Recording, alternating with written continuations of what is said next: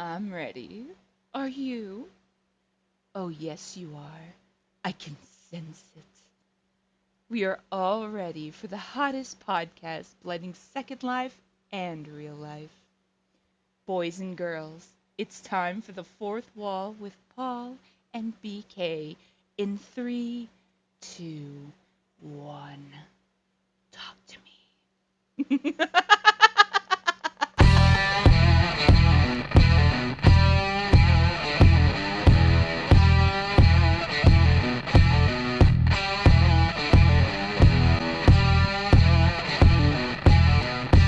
Hello, everybody. Welcome back to the Fourth Wall. I'm the scumbag superstar Paul Slater alongside my podcast partner BK. BK, we have another special guest. All special. I need to come up with new material when I'm introducing this.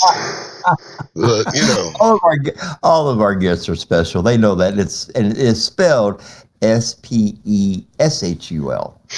They all know that. They all know that. They agreed to do this. They know what's going to happen. But yes, since you got tongue tied for a minute, yes, we have the one and only the Nordic nightmare Valkyrie. Valkyrie, welcome to the show.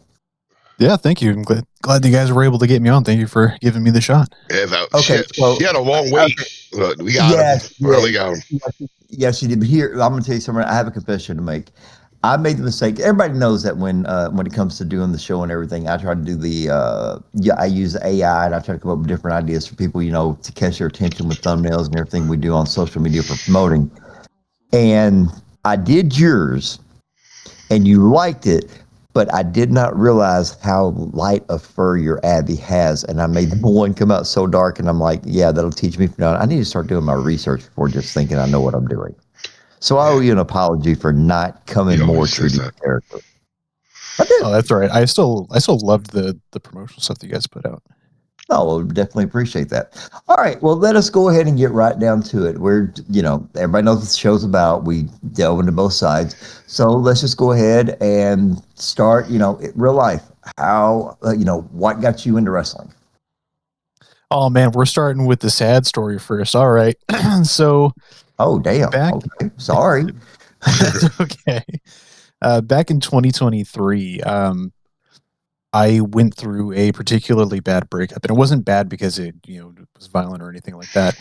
It was, I had based my life so much around like providing for and caring for this person that I had withdrawn from Second Life. I had withdrawn from the furry circles, all because those are areas that they didn't like very much. So breakup happens, and I was completely alone.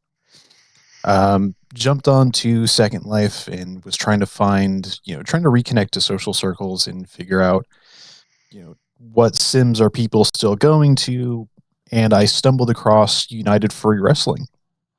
Went and checked out the Sim. There wasn't a show going on at the time, but when I was able to catch the first show, I actually met Honey Rinkin and Samantha Gehring during that first show, and it was like everyone was so passionate about it. They were really into the whole craft, and I loved it and wanted to get involved. And I really, and this sounds cliche, but I joined hoping that I could like meet and interact with more people, and it has changed my life in ways that I was not expecting it would. Definitely does. Okay, so but now so that's the SL with the RL. You are a wrestling fan. I mean, most of us are, right? Oh yeah, I was really big into early wrestling. In fact, one of my uncles was a feud writer for WWE back in the early 90s. Oh wow! Oh really? With a feud writer, you said? Okay. You're gonna have to go in depth on. I know you. It's back in the 90s. Okay, you got to go in. You got to tell us about that. So I don't know the specifics of what kind of storylines he was responsible for, but I do remember being able to go backstage a couple of times when the show had kind of rotated into our area. I was really young back when I was able to do that, but I have like very blurry memories of it. But just getting to see some of how the magic was made the entire thing a lot more impressive, because you found out very quickly that while it was predetermined, the stuff that they're doing, that's very real. Yep. Absolutely. Yeah, I agree with that. I seen that firsthand myself. Yeah, okay. I remember hearing like a chop for the first time. I was like, how do you fake that? It's like, that's not fake. It's like, oh, all right. Okay, so with that being said, is it safe to say that at some point in time that around drunk and all that, you got to go to some shows and get to go backstage and all that? Yep. There's now so many questions come to my head. Most interesting interaction you had backstage? I can't really remember. I know that they have told me that I had run into Kurt Angle at one point, but I legitimately can't remember that interaction. Okay. Is there anything that you do remember about any interactions? Just Like more like who stood out? It was more like the overall feel of it, how organized everything was, and how like behind the stage interactions and the on the stage interactions were so different. You'd see someone who just a second ago was like on the mic yelling at people, calling them all these types of names, and then they come back behind the stage and they're like the nicest person. Now, at a young age, though, seeing that, does that kill the mystique for you a little bit? No, honestly, for me, it made it even more interesting just seeing how these people could like turn it on and off so easily. Yeah. Okay, so with knowing that, when you were at home watching it on TV, were you watching everything and being like, "Hey, this could have been better," or "Oh, I really like how"? Did you start doing things where you started kind of like nitpicking the little segments to see what might have worked better, or what did work, or how something could have been improved? Did you find yourself doing that? Kind of like, I know we all do it now, even though there are some of us who are professional wrestlers or have been professional wrestlers in real life. And then those of us who've been watching it for a while, we all sit there and watch something like, "Oh no, that could have been done better. Oh no, they should have done this," and catching things. Did you find yourself doing that? I feel like I was a little bit more critical of the special effects portions of things, like when they would do like the lights out and stuff like that. When you know how the sausage is made, you're not as surprised by it anymore. Okay. So a little bit of it did so it did hurt just a little bit while everybody else was like mesmerized, like, "Oh, that was cool." You're like, "Yeah, whatever." Yeah, I mean, I think since it was just how I've always looked at wrestling, I never really saw it from the fantasy standpoint of like thinking that this is all real. But they So portray it like that. Like, you hear people going, like, you watch shows on TV, you know what I mean? There's no hiding that this is real. Like, for wrestling, the most crazy thing about wrestling is how much they protect it, where even today, where they want you to think it's real. yeah, but I mean, even when you're watching like a TV show, they're trying to portray this as like an actual thing that's going on. And it is a TV show, so you know that it's all faked and acted and all that fun Yeah. stuff. But in that moment, you're setting that all aside and like this is a real thing that's going on. Well, I mean, Paul and I have talked about this several times. We've talked about it with several of our guests, and we've mentioned it just in casual conversations in world that back in the day, back in the 70s, 60s, 70s, 80s, and all that, you didn't see, because back then we didn't know that they were called heels and faces. It was good guys and bad guys. Yep. So they didn't even ride in the same cars together because people had access, like, for instance, the Memphis wrestling that I was watching growing up. They would come to the shows, and when the show was over, they would allow you to walk around and get autographs. So you had like the good guys and bad guys. All the bad guys got into the same car. All the good guys got into the same car. And then it was kind of like, and I know people blame it, but I think it actually started happening before then, but then the curtain call happened. And then that was kind of like when everybody was like, "This is going to kill everything." And now everybody wants to know what's going on backstage. It's like they're more interested in what goes on backstage than what's going on in front of the camera. Well, another thing too is like the internet kind of made it that way. Yeah. Also, the internet made it like you had all these little dirt sheets and going all these websites. You could find out things that were going on backstage, and that played a big part in it too.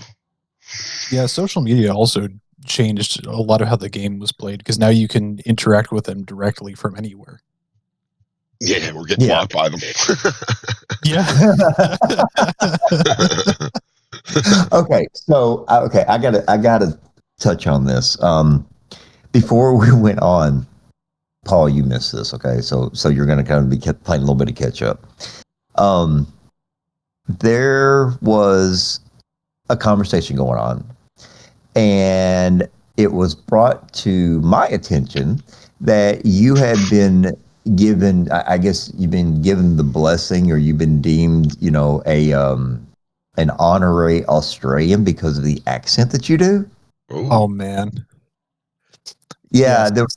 there was a conversation before we went on, and they were like, I'm not even going to tell you who, and I'm not going to tell you about the other one, but yeah, it was said something when Valkyrie was saying that two legitimate Australians said that the accent is basically spot on. Oh, we got to So, hear it.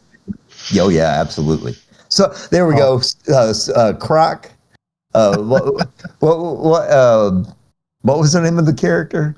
The name of the character is Croc Norris, and it's a bogan Australian played by an actual Australian who asked me to provide the voice, and I did, thinking like, man, he's gonna hear this and go like that. That's the worst Australian accent that I've ever heard. And then he used it, and a lot of other, like I guess another Australian person has also commented on the quality of my Australian accent, even though I really don't think it's good. Oh, we got to hear it. Oh, I got to hear it. Yeah, cut a promo.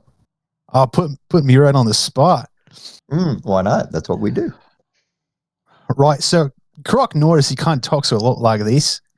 He's got like that kind of questioning inflection at the end of his voice. It's very stereotypical Australian. And you are American by birth, right? Yes, I'm American by birth, but my family comes from Iceland, which is the same origin as the character. And you know what? That is actually what I was going to get into with you, is because when I heard you say that you were American born and you didn't say anything about your parents, and I was going to ask, how did you come up with the Nordic Nightmare and the name? And that says a little bit, but there's got to be a story back there besides it just being your parents. There's got to be something in there for you to have come up with the Nordic Nightmare. So there's actually two stories to that. There is my family is all Icelandic and has very close ties to just the kind of the Nordic culture. There's actually a saying that's been passed down from my mom's side of the family, because my dad is just straight American, but it's "Fu för ingerot, muna lana för mina," which is Icelandic for "if you have no voice, I will lend you mine." And that's something that's kind of stuck with me for the longest time. So when I was making the character, I knew that I wanted to lean into my Nordic origins. Valkyrie, the character, has been around for a long time, but before wrestling, she was known as Lilia Vonsdottir, and her entire story was that she was a game designer and kind of this very reclusive, not very talkative person. And when I got into wrestling, I changed her story around to who she is now, and that was the birth of Valkyrie. She gained about 2 feet in height and at about 100 pounds, and became the Nordic Nightmare. Okay. Wow. Okay. I get the background up, but that's kind of a drastic change. Grew and got on steroids. Okay. Yeah. I mean, it was just, it was more that like I wasn't really using the character for a lot of things, but I knew that I wanted to keep her around. Okay. And then when I went into wrestling, I decided that I wanted to use her and just changed her design around. Okay. So now we've asked this question to several of the guests that we've had that are in the furry community, and obviously Paul and I are not, and everybody's got their own story. What draws you to being a furry as opposed to being human? I feel like a lot of that was just seeing the creativity in it. So early on, I was a huge fan of the Sly Cooper games and people like Captain Amelia from Treasure Planet. And I'd found out that there was like an entire community around these characters, and eventually, learned about like the art side of things and just fell in love with the creativity and how accepting everything is. Like, it didn't really matter how you presented yourself. People were always accepting of it. Like, for a lot of examples, me playing a female character and having a very distinct male voice would kind of throw people for a loop in a lot of occasions. But within the furry community, they've always been super accepting of that. And it is one of the reasons why I went from Valkyrie never speaks to now I speak quite a bit as Valkyrie. Well, and I'm going to say this, and everybody, anybody in the furry community knows that, when I say something, it's never disrespectful or anything. But one of the things is that a lot with the furry community is being in the pride community. And I'm not going to lie to you, the pride community a lot of times is a lot more accepting of things that most people would be like, hey, that's not this and that's not that. So for you picking that and choosing to go into that was an excellent choice. And obviously it has worked out for you great because you are a big, well-known name, because when we said you were coming in, people started losing their minds. So you obviously made the correct choice. Oh man, I don't do well with compliments. See, I didn't even have to ask a question I didn't even have to ask a question. It's a well-known secret apparently that I can't handle compliments. Well, don't worry, Paul and I actually don't have to. Oh, we love your show, great game. Okay, yeah, thanks. Thanks for listening. Thanks for listening. I really appreciate it. So we completely get it. Okay, so the question's coming. I'm gonna go ahead and get it out of the way. Favorite opponent? Oh man, you're gonna give me the hard question. Well, you're not the only one that gets it. Everybody gets it. Except for the fact that when we talked to Joey just earlier today, as a matter of fact, he went in there and went ahead and jumped ahead, so I had to throw something else in there to stump him. Man, I was hoping I could dodge this question because I've gotten really lucky in that I've gotten the ability to work with a lot of really fantastic people. He's got a list. Yep. But if I had okay. Let me rephrase this. I'm gonna Paul, who was it that I was it Derek Zane? And I believe it was I think it was Drewski. I asked him this question. Okay, since you don't want to name just one, your Mount Rushmore of opponents. That was Danny Thunder. Well, yeah, that's right. Just did Danny too. There you go. Your Mount Rushmore. So I'll give you 5. Okay, so 5. I'm going to put 1 is definitely Tawny Rinkin. Every time that we've worked together, we've gotten the opportunity to put together some fantastic stuff. Just because we're both very showmen, we like putting on great stories and really we have a tendency to go overboard and put way too much of ourselves into things. No. So Tawny Rinkin is definitely not Tawny. Yep. Okay. So Tawny's definitely on that list.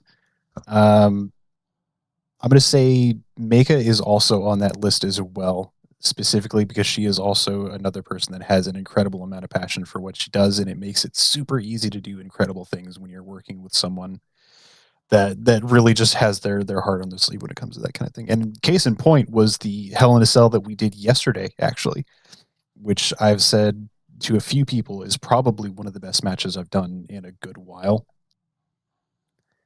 Yeah, I was actually planning on coming. Sorry, I missed that though. My Rams are playing. Yeah. Yeah. Another one would be my partner Sam. Actually, I got to work with them twice, and both times were great. And it's one of those things that I really wish I could have done more before they retired from the stream.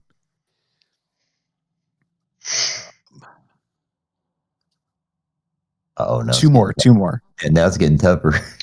Yep.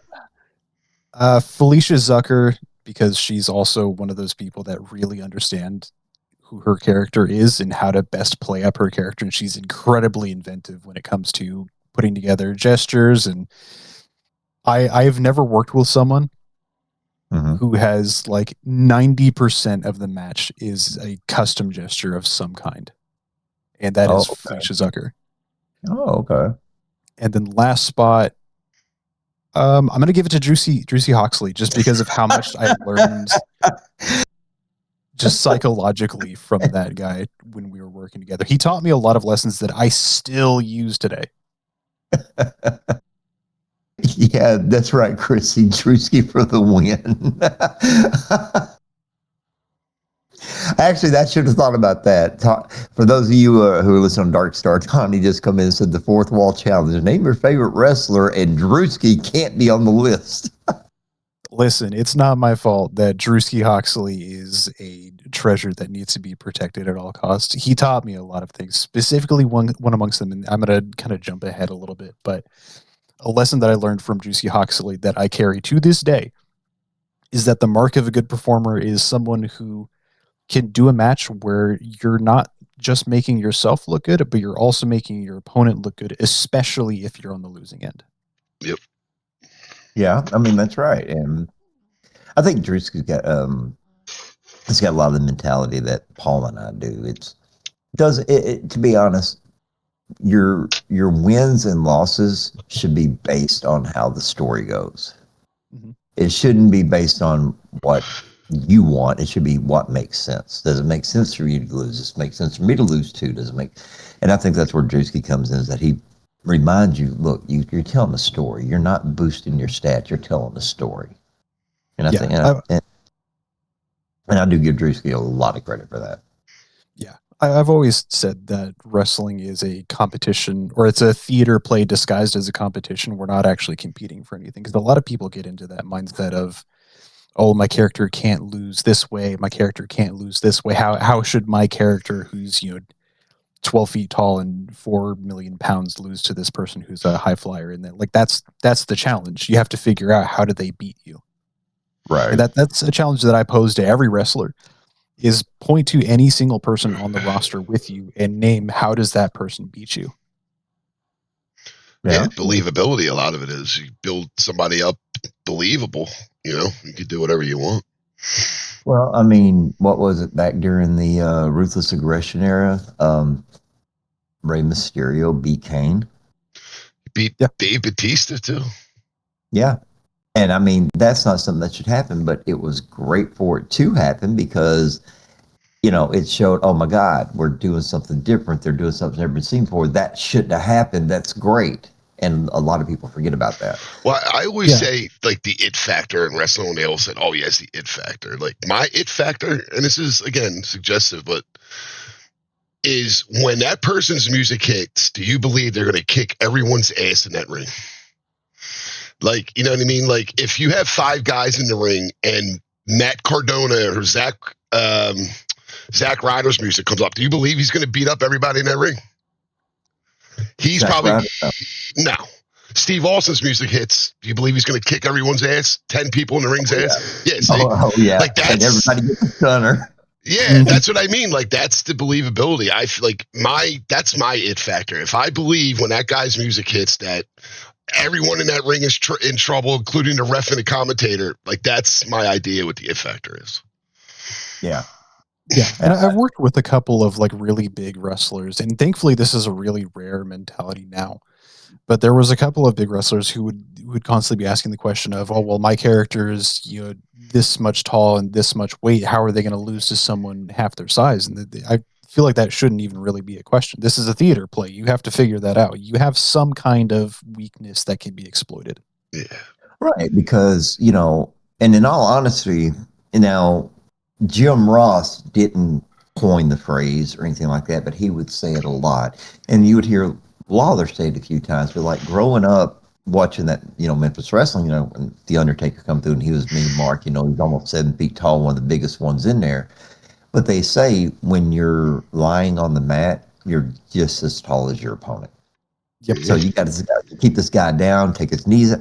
It can be done. People just don't want to do it. Absolutely. Ego. And yeah, it's that, and it's also that. Well, my character's never okay. If they've never done that, why not do it? I mean, okay, perfect example: the streak. Nobody ever thought the streak would be broken. Now, do we agree with who did it? I personally don't, but it was done for whatever reason. But it proved that it could be done. So do something people don't expect, something people are going to talk about. If you've got a character that goes in there and just decimates everybody, and then all of a sudden you get somebody that's quicker and faster and this and that, and all of a sudden you lose out of the blue, that's going to be remembered. But like with the streak though, like, all right, I know this is we had this conversation the other day. Like, at that time, Like, I know CM Punk was one, but he was already gone at that time. Like, they were running out of time with The Undertaker. Like, they didn't know how many more WrestleManias he was going to have. Like, so it was like a matter of like, I will pull the trigger. Yeah, Brock Lesnar probably didn't need it, but consider where he went after that and what he did and how he held that title for as long as he did it. I mean, it kind of made sense. To me, I'll never agree with I Brock get it. Lesnar doing it. That's He that's didn't a need personal it. opinion. He didn't need it. No, he did. I would have more if he would have been gone. I would have more believed that Punk would have done it. But, I mean, Yeah, I'm going to be probably joining BK's side on this one. Roman Reigns would probably been the guy who would have done it because they had shoved the rocket up his ass even when everybody was booing him. But Right. yeah, Okay, so you did your Mount Rushmore of opponents that your Mount Rushmore opponents. Who's somebody, and this been asked, who is somebody that you have never faced that you would like to face? That's another hard one to say. Again, I've gotten really lucky with being able to face a lot of people, but I haven't faced Mad Mike. I've never faced him before, and that's one that I've wanted to do for a while. I haven't faced Oliver Wonderful, and I would love to do that as well. There's people that I have faced, but haven't been able to work with them again that I would love to. So, but if I had to pick one, I would say probably Oliver Wonderful. Okay. Now, I've seen Oliver wrestle. He's been on the show. We've seen him perform. And maybe two other people have said that. I think there was two other guests we had that mentioned Ollie, and Ollie's really, really good. Ollie doesn't get a lot of credit. Ollie gets credit for all of his creativity stuff. He doesn't get a lot of credit for his in-ring work, and I think not that it, not try to push him over anybody else, but he's kind of the short end of the stick on that. He did, and he doesn't really perform a lot in the ring anymore. And when he does, it's always a treat to see. So I would love the opportunity to get to do a match with him. Yeah, I totally agree with that. Okay. Favorite and least favorite kind of matches? Favorite, I have to say, is Hell in a Cell. That's my specialty. It's just the cell gives you a lot of options for escalation, and since I love telling a story with individual matches themselves, the cage gives you a perfect chance to like set a premise, build things up, put in a lot of tension, and then resolve it on a really big note. So I'd have to say Hell in a Cell is my go-to favorite. I would call that my specialty. Least favorite.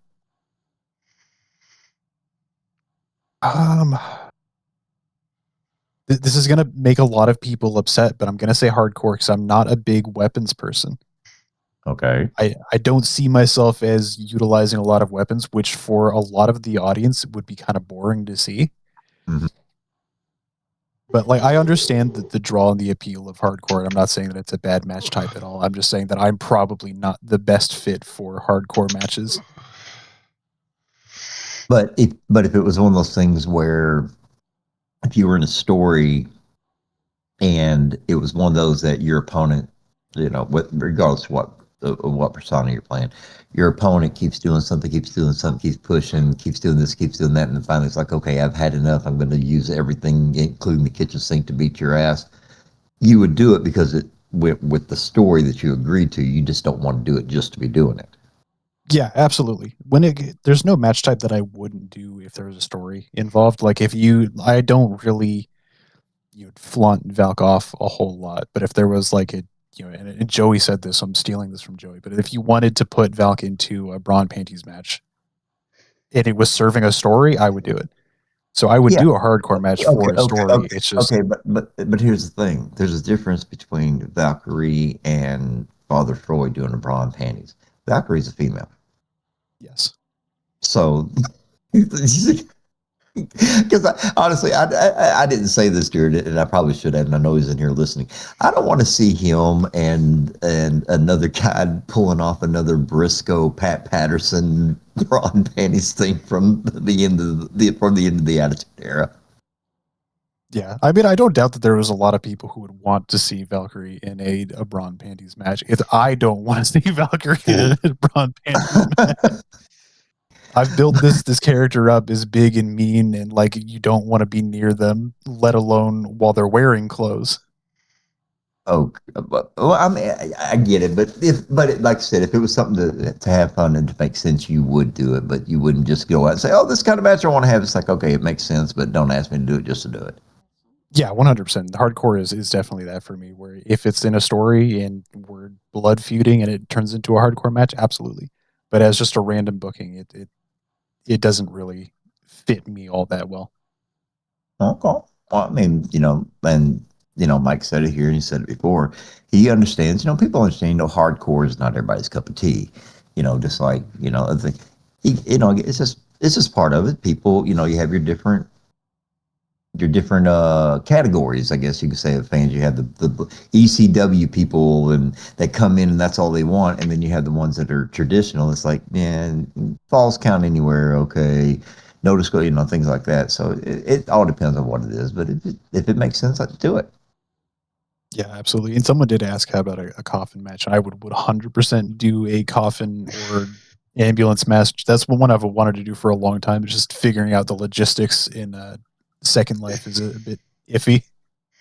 Yeah, that's the issue, is always how to make it work in here. It's easy to say you might have all these crazy matches, but the difficulty of pulling it off that's the problem. Yeah, my dream match is running Tani over with an ambulance and then throwing her in the sky. That's not an ambulance match. That's a speed bump match. You just running somebody over. That's a speed bump. Oh my God, that would be a first, a speed bump match. First person to run over their opponent with a golf cart or something. Oh my God. All right, Second Life, we can use a tractor trailer. Right? The amount of dumb things that Tani and I have done in the name of making a joke is pretty legendary. We had a chicken match where we were fighting against who has the best chicken place, Zaxby's or Chick-fil-A. So what? You were in a feud over who has the best chicken? Yes. So it started off of the back of we were both on the comms desk, and we got into a small scuffle about whose chicken place was better. And it led to a full-on I Quit match styled as a My Chicken's Better between Wyatt Howe and Ariel. Just as a joke, as a funny thing that we wanted to do, and it got way more popular than it should have been. And Tani was sent Prim chicken boxes for like a week after it was finished. Okay, so because my Pisces brain is going off right now. Let me ask you this: how was the match won? How was the match ended? How was it ended? So the match ended with the other person admitting on microphone that the other person's chicken place was better. Okay. So the actual match ended with Ariel in some kind of submission lock. I think it was a sharpshooter. Or it was either a sharpshooter or a Texas Cloverleaf. Should have been a chicken wing. We should have.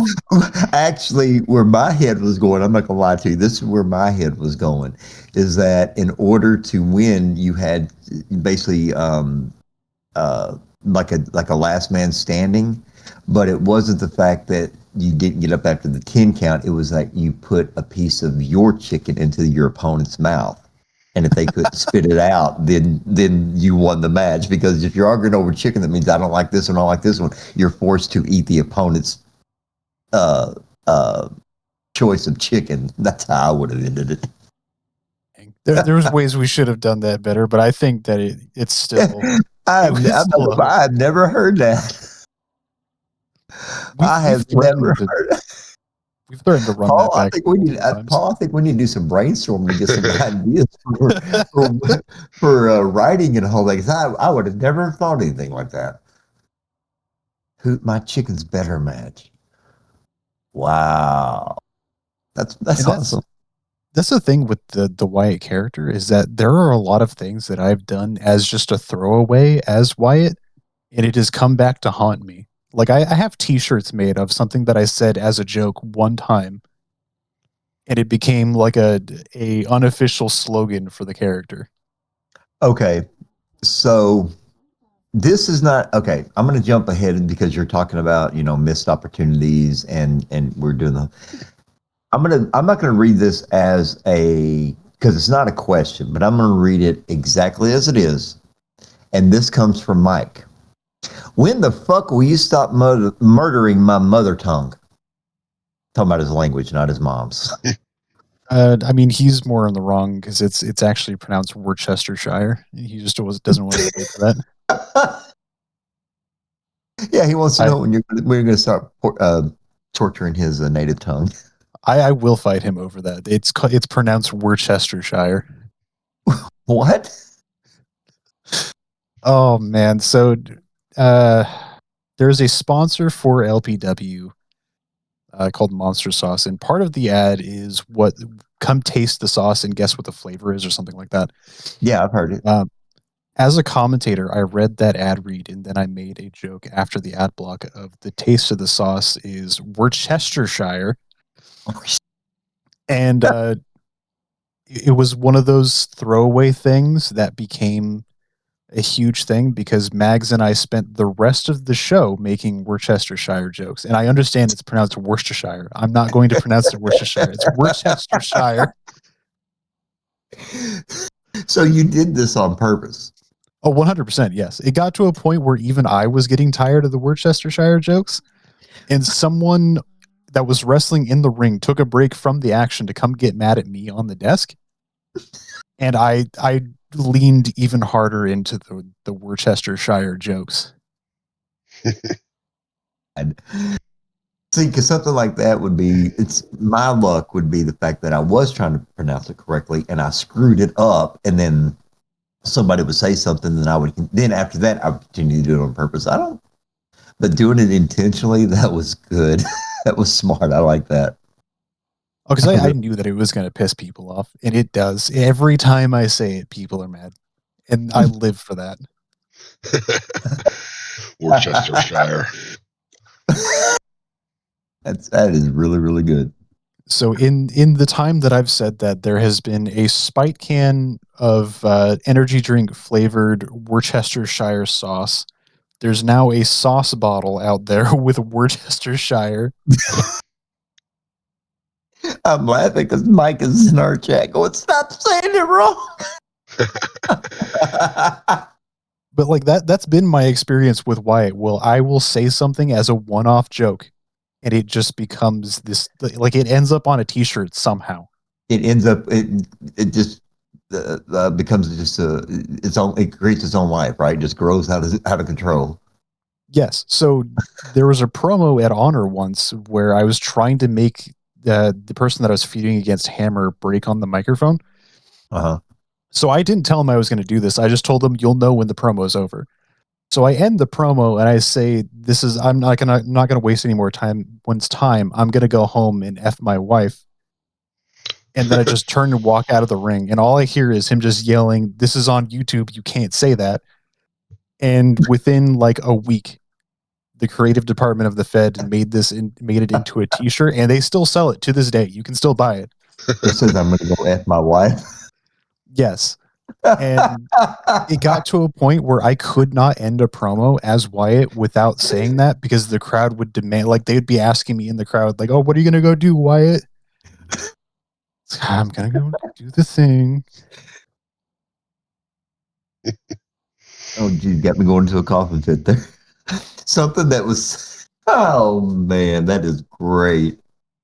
Oh, that is great, great, great.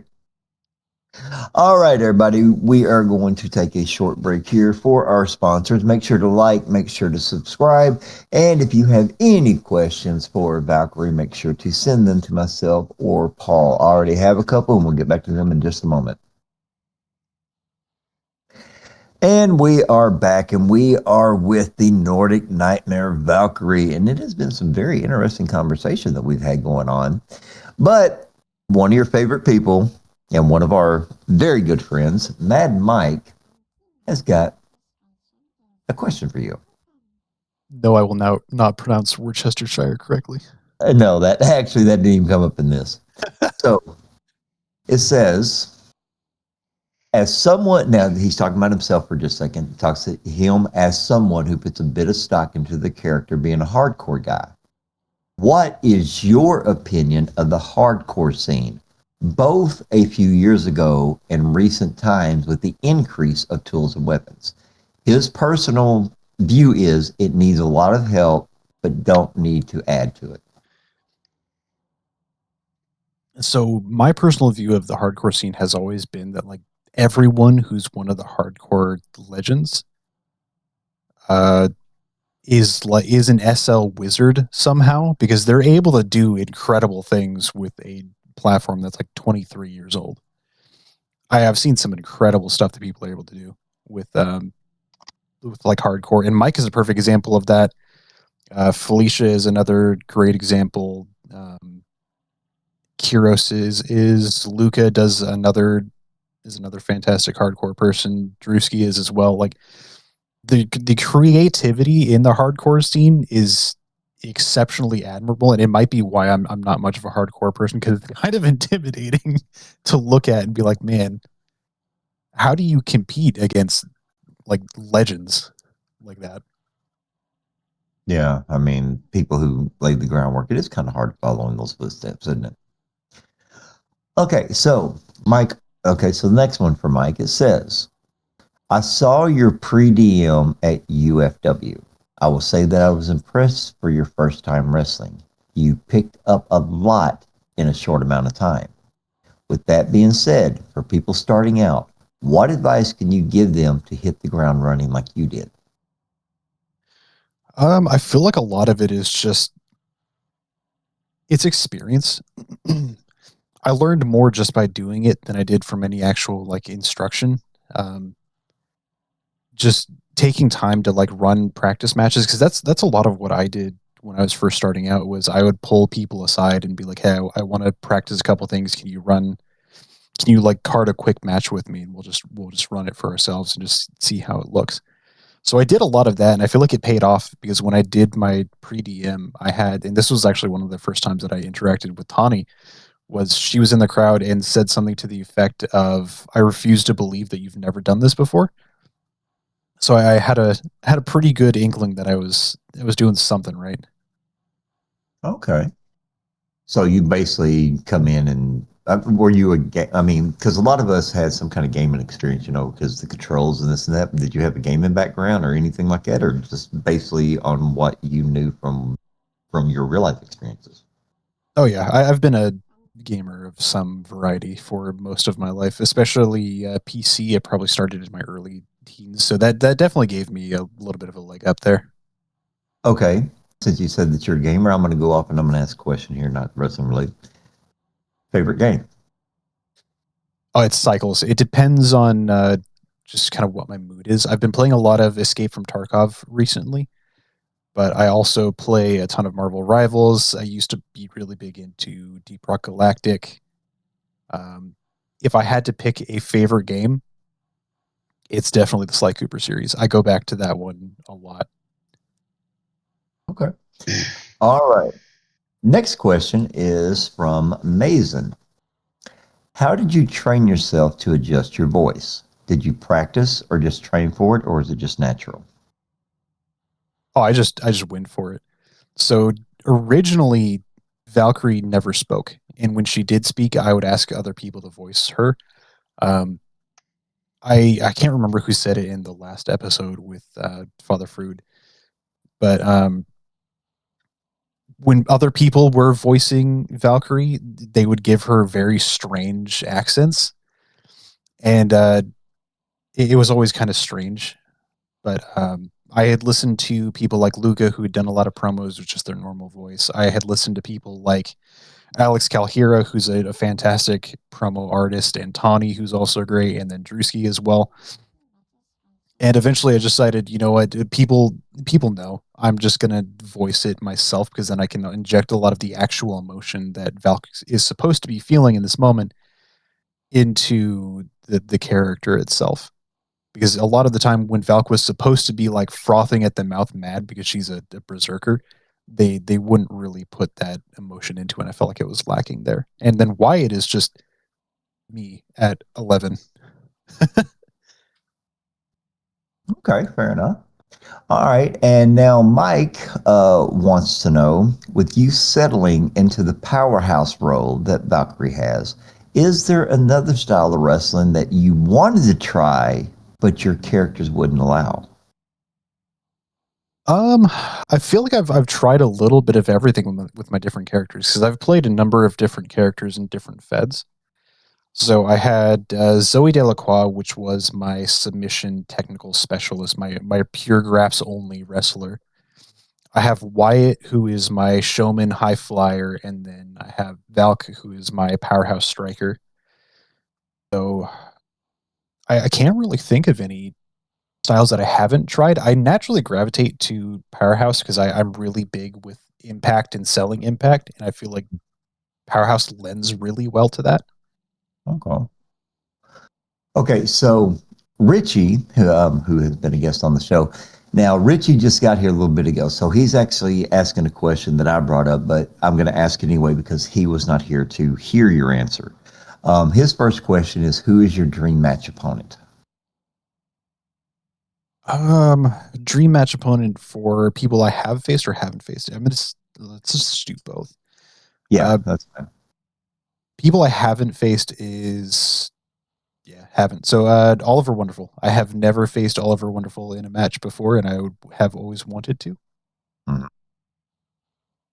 You mean, yeah, that was one that you had mentioned earlier. Like I said, Richie's playing catch up. No big deal. It happens. You know, we get it. So anyway, so that was that. Yeah, he mentioned that earlier. You said Ollie, and we talked about how underrated Ollie gets except for his creativity.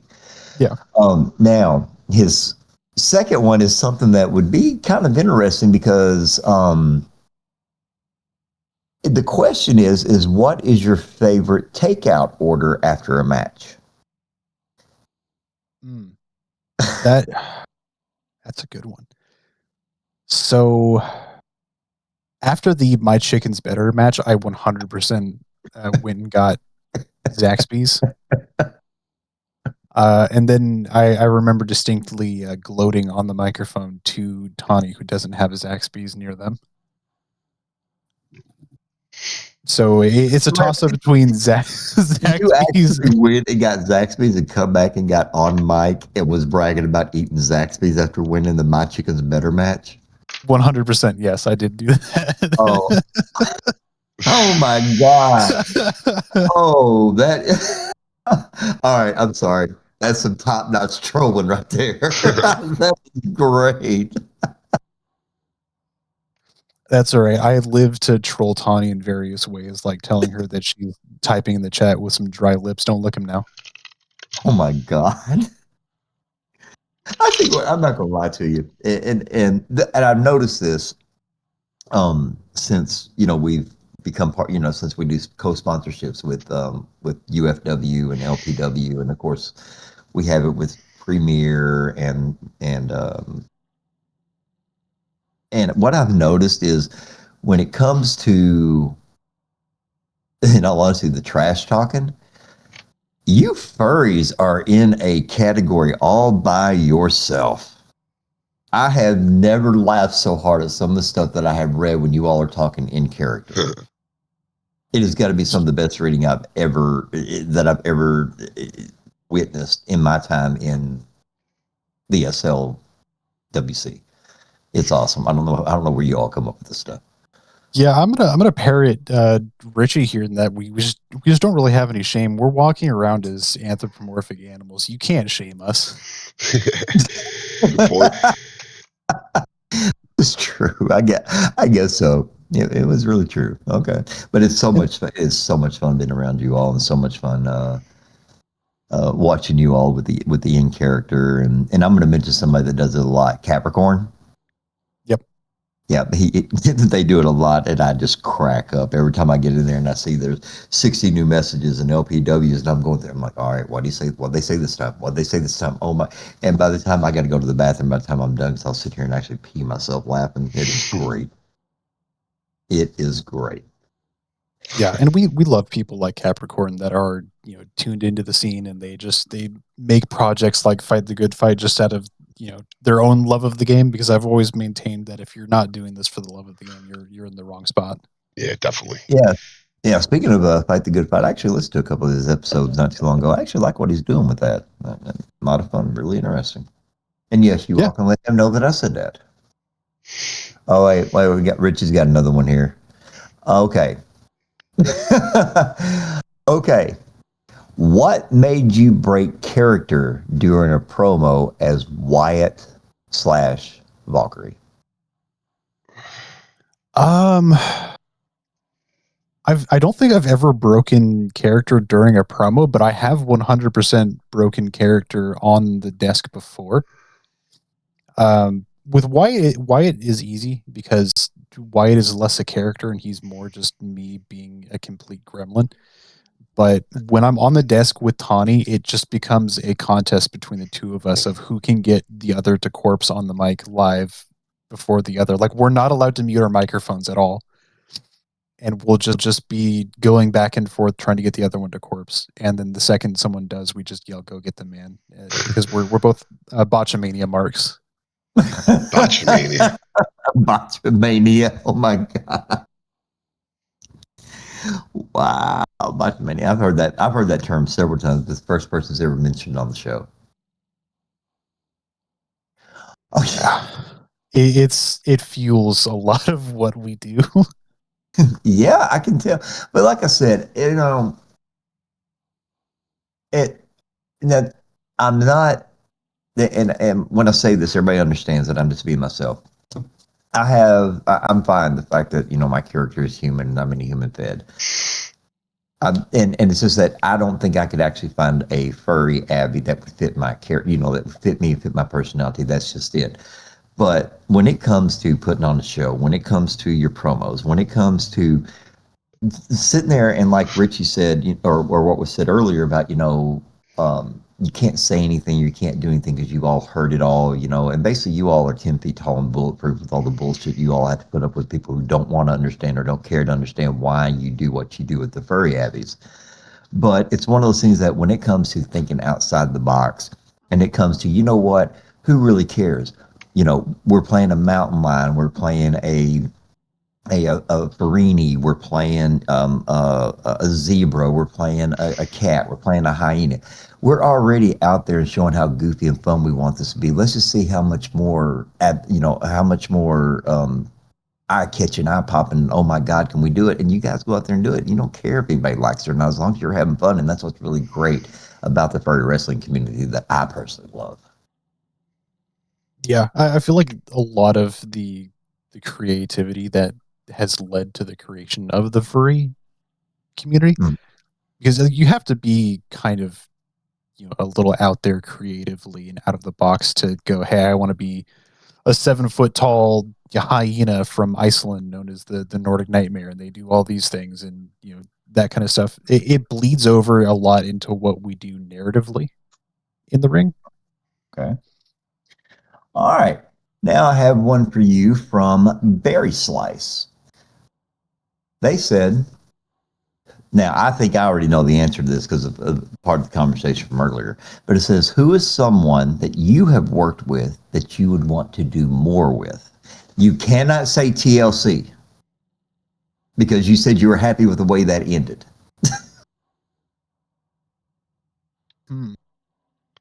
Uh-oh. Uh-oh. I'm gonna do another Mount Rushmore because there's a lot of people that I've wanted to work with. Okay. Purity DeWinter is someone that I got to do a throwaway match in a super show with once that I have never gotten to do with again. Tawny is an obvious one. Barry is definitely on that list because they're another person who kind of exploded onto the scene and they're fantastic at what they do. Zvonik is another one that I haven't really gotten to work with a whole lot. I'm going to definitely say Kalara and Peppercorn are both on that list because they're both people who are fantastic. It has nothing to do with Oh, that they're hyenas. I just realized yeah. that. And actually, speaking of Peppercorn, we were supposed to have her on, and everybody's schedule got screwed up, and unfortunately, she had to get moved. So she is going to be a guest on here. So she'll be glad to know that somebody mentioned her before she got here. That's really great and really awesome. Yeah, Peppercorn is one. Veronica just said, "You said all the hyenas." Listen, it's not my fault that hyenas put on high quality matches. It's just it Valkyrie, is what it is. Valkyrie G and the Yeenie Bunch. That sounds more like a girl band of some sort in the Yeenie Bunch. Oh, don't say that. Someone's gonna make that a reality. Okay, so the next question actually comes from Floofy. How much has SL and the wrestling scene affected your real life? Has it been more positive or negative? I mean, it has both. There are times where I have 100% let the SL wrestling scene dominate my life. Well, there was a point where there was like 2 straight weeks of I would go to work, come home, and do nothing but wrestling stuff, whether it was carding, wrestling a match, commentating, booking, something of that matter. But on the other side of that coin, like with if I wasn't in wrestling, I would not have met my partner and I wouldn't have moved across the entire United States. So like there's been a lot of immensely positive changes where I wouldn't have the friend group that I have. I wouldn't have the found family that I have. I wouldn't have the partner that I do in the life that I'm living now, all because I went to a furry wrestling show one time. So those kind of like life changes sneak up on you, but uh, I'd say that it has its moments, but it's been overwhelmingly positive. Okay, now here's one. You gave us the background on your choice of the Nordic Nightmare, and when I looked it up, I let you know that I looked it up, and that's when I found the Farini, and I was trying to be correct about that. If you had not gone with the Nordic Nightmare and gone with the Abby that you have now, based on your heritage and your lineage, what furry avatar do you think you would have been?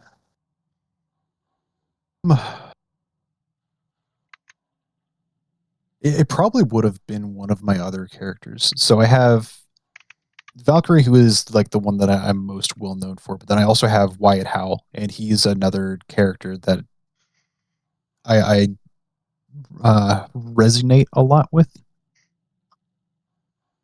So it would have been one of those two. We're always going to be my wrestling character. Okay, very very fair. Okay, hold on. Oh yeah, Mike's talking about how the scenes affects people positively. Okay, Mike just likes hearing good things about the wrestling scene because he is so embedded in it. Yeah, Mike's a good bean. Mike's Yeah, he is crazy. when he is when he's on his meds. We love you, Mike. We love you, Mike. We really, really do. We do. All right, so we are coming to the end of this one, and you've been in here before. You know how we do this. This is your opportunity to pass on any words of knowledge to people who are trying to get in, to people who are just getting in, people who are thinking about getting in, and even those of us who've been in for a while. I'm sure we will all learn something because it has been known that our show is somehow or another turns out sometimes educational. So the floor is yours. Biggest lessons I would give you is to definitely zoom out every once in a while.